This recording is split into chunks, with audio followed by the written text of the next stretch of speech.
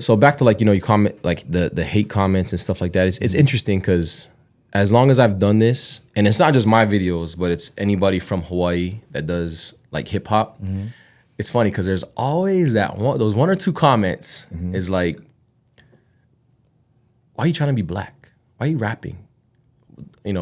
Like it's always that black line that always confuses me. And, for me, like hip hop comes from, it comes from New York, and it comes from, people talk about the struggle wherever they're from. And it is a black art form.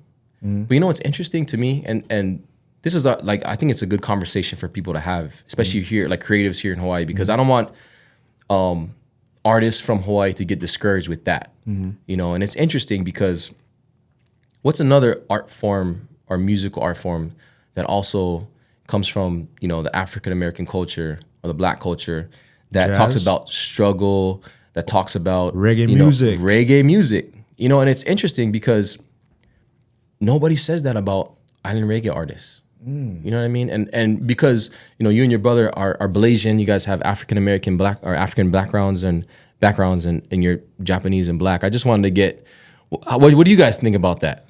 I think that's somebody's limited scope on what being black is, because we've actually dug into what it means to be black.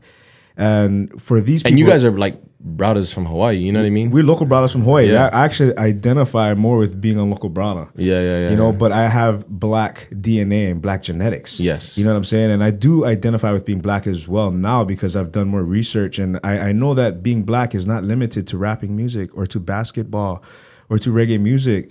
Black is beautiful, and black is one of the, if not the largest continent on earth. You know what I mean? And there's so much more to being black. The rich history of African-American people go way deeper. So when somebody says a superficial surface type of comment like that, it goes like this, whoop, right over my head, and it doesn't really bother me. But I can see how for somebody like you who's not black to be really doing what is known to be a black art form, for somebody to say that, who the fuck is that person to say that? Yeah. You know what I mean? And I hope it doesn't hurt you, because a lot of people take other cultures and make it their own. And it's almost, I would say, it's a form of respect and endearment.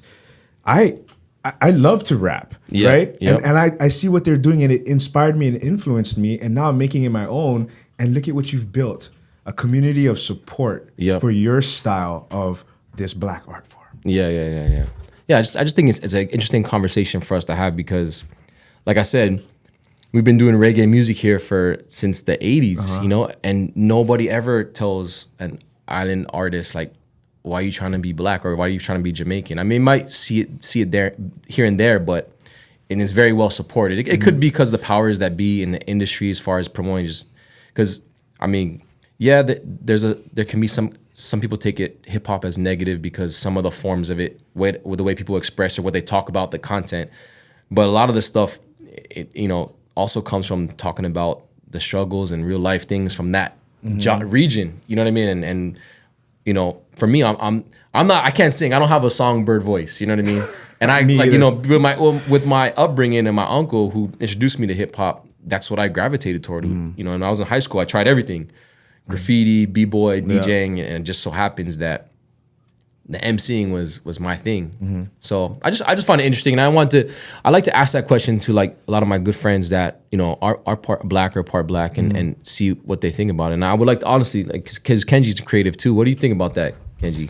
No, because I think it's an action, right? Yeah. So why limit an action from a limited mindset? You know what I mean? Like, hurt people. I think limited people limit people. Yeah. And so why even?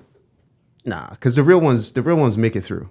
And in some ways, I think it's actually helpful, because that pressure will create those people who rise through it. So it's not like a cakewalk for someone who's not black doing something that's typically associated with black culture. Yes. I think it actually refines them. It puts pressure on them. It's sort of like a limiting factor. So if it breaks you, and you shouldn't be here anyway. Yep. But if you make it through, it's a little bit stronger. You know what I mean? So I don't put too much weight in it. And if anything, I support it. I support people doing things that are against the norm, disruptors. I like that. So I like bring that. it. You know what I mean? Yep. Yeah. I like that. It's so interesting, because I've seen one of the best. If you watch the haka, or if you watch the All Blacks, not every single person on that team is Maori. Yeah. But you see how they live it, and I don't see anybody go. Well, there probably are some people, but you know what? They're not letting somebody tell them that you're not Maori. Why are you doing that? Yeah. No, you're representing New Zealand, and that's the culture there. So wave that flag and be true to it and respectful to it, and I'm sure you will be honored by the people where it came from, the indigenous. You know. Yeah. You know, it's funny you say that too, because when I go outside of Hawaii and I go to different countries, even in the States, it's like mad love, like mad. I mean, it's just here at home. Maybe it's just the horizon is as broad yet, or where it's ahead of its time still. Small mom mentality. Because I go like to the West Coast, East Coast. It's like mad though. Yo, you rap? You from Hawaii? Oh, that's dope. Oh, that's what's up. I'll never forget one last story before we cut out. I'll never forget. After the Chris Brown concert, the first time he came down, sold out concert, I was called to do the after party.